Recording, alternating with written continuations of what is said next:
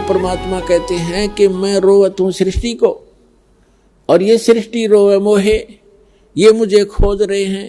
ये सारे सुख देने वाले, हमारे सब संकट का निवारण करने वाले, तीनों ताप के नाशक, हे परमात्मा आप हमें सुख दो। लेकिन जहां अर्जी लगानी चाहिए थी वहां अर्जी हमारी पहुंच ही नहीं पा रही, हमने उसको पता ही नहीं कि ये कहाँ अर्ज करें।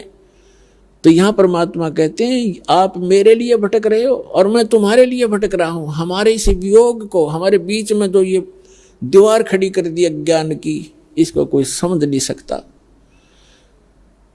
तो उसके लिए परमात्मा ने इस दास को भेजा है, आत्मा और परमात्मा का मेल कराने के लिए और बीच से इस अज्ञान का नाश करने के लिए। तो अब ये ऐसा ज्ञान है, परमात्मा ने 600 वर्ष पहले ये ज्ञान मलाई बनाकर और अपना रख गए थे भगवान। लेकिन पुण्यात्माओं, कबीर सागर, कबीर वाणी, कबीर बीजक, कबीर साखी, कबीर दोहावली, कबीर शब्दावली, ये तो एक समझो वन है, वन एक बहुत बड़ा फॉरेस्ट है।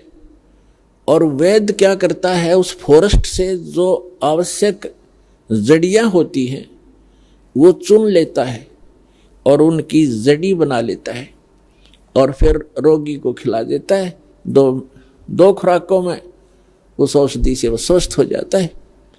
तो इसी प्रकार ये कबीर सागर परमात्मा का दिया हुआ जो ज्ञान, ये अथाह ज्ञान है, ये तो एक फॉरेस्ट है। इसमें हर प्रकार की जड़ी वो हैं, पौधे पेड़, और इस दास को पारखू वैद बना दिया। दास ने वो निकाल ली अनमोल रतन, इसके अंदर वो जड़ी बूटियां भगवान इसी में बीज के चले गए थे। अन्य कबीर पंथियों को उनका पता नहीं लगा क्योंकि वो वैद नहीं थे, वो नकली वैद का बोर्ड लगा रखा था उन्होंने, वो समझ नहीं सके इस अनमोल ग्रंथ को। तो पुण्यात्मा वो जड़ी ईबदास ने निकाल ली है और आपके लिए दे दी है। तो अब आप परमात्मा को पहचानोगे, उसके लिए सारा कुछ किया भी स्वयं ही है। परमात्मा ने कहा था 600 वर्ष पहले, जब धर्मदास जी बहुत व्याकुल हो गए थे। धर्मदास जी को आप खूब समझते होंगे। धर्मदास जी, आदरणीय धर्मदास साहिब जी एक बहुत ही पुण्यकर्मी प्राणी थे। और विचार करो पुण्यात्माओं, जिसके साथ भगवान रहे, साथ साथ फिरे, उससे पुण्यात्मा कौन होगा। साथ रहे, लेकिन हम समझ नहीं सक पाए क्योंकि परमात्मा कहते मैं रोवत हूं सृष्टि को, सृष्टि रोए मोहे। और गरीबदास इस योग को समझ नहीं सकता कोई। धर्मदास जी के साथ भगवान रहे और ऐसे ऐसे लीला करके दिखाई जो भगवान ही कर सकता और कर ही नहीं सकता।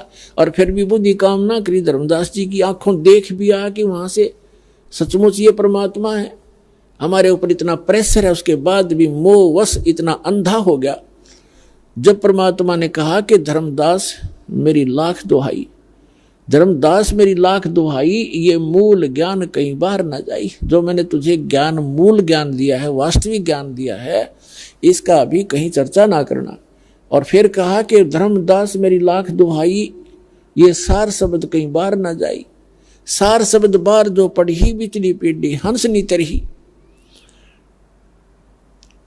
अब धर्मदास जी को परमात्मा ने बताया कि ये ज्ञान और ये नाम जो तीनों मंत्र हैं, सतनाम और सारनाम,